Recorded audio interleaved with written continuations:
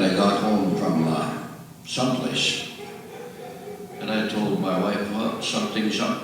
Dogs are barking in a strange way. We really felt like it was time to capitalize, not just on faculty and staff expertise, but on community expertise and on the really fantastic films that are coming out of Oklahoma Indian film. And there were plenty to go around at the University of Oklahoma. This first ever Native Crossroads Film Festival and Symposium featured more than 20 offerings from Native filmmakers.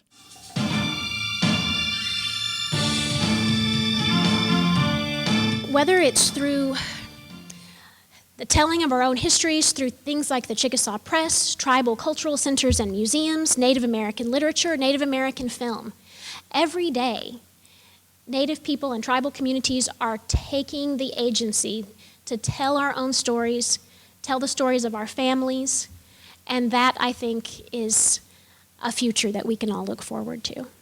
The title of the conferences this time is Native Families, Native Futures.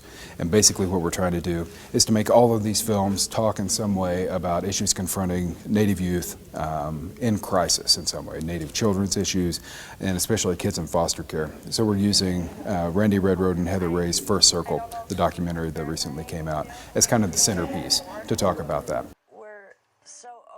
Native Crossroads also featured an animated film panel that explored the humor and social commentary that can be conveyed without live action.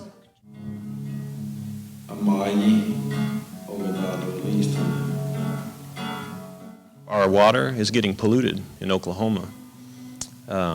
We don't always think about the importance of that, and I know that the petroleum companies are good funders of a lot of things here, but I think it's important to discuss the idea of the pollutions of the water. Some of my friends have water that is flammable. Some of my friends have water that it has oil in it and they cannot drink it, and they grew up not being able to drink their water in Oklahoma. And I made this piece about that.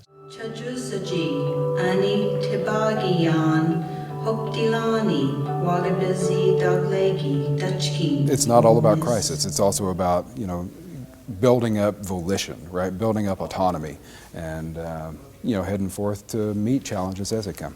Joshua Nelson is one of the new festival's coordinators.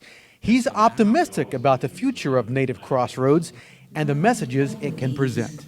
Especially when you're looking at retaining language, right? That's going to empower kids, right? That's going to help them to have real pride in where they're coming from and all that's encoded in the different ways of thinking that a Native heritage language can provide you with.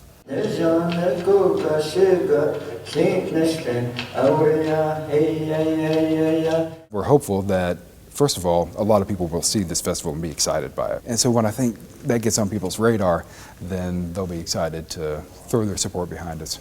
I think the university and the communities are going to see that these kinds of festivals can really be a catalyst, not just for conversation, but for positive change in our communities.